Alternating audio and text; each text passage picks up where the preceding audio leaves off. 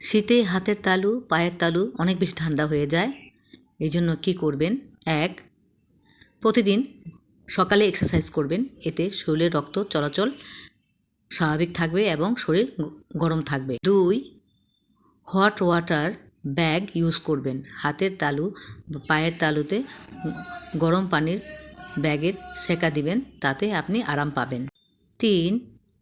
Hot water foot bath, বালতিতে কুসুম গরম পানি নিয়ে তার মধ্যে পা ভিজিয়ে রাখবেন ৫-৭ মিনিট, তাহলে আপনি আরাম পাবেন। ৪.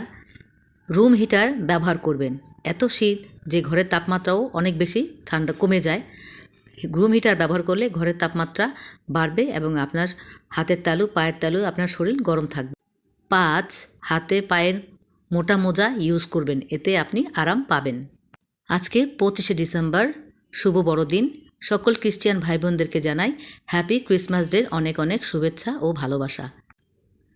আপনারা সবাই আমার জন্য দোয়া করবেন, আমিও আপনাদের জন্য দোয়া করব। সবাই শীতে ভালো থাকবেন, সুস্থ থাকবেন।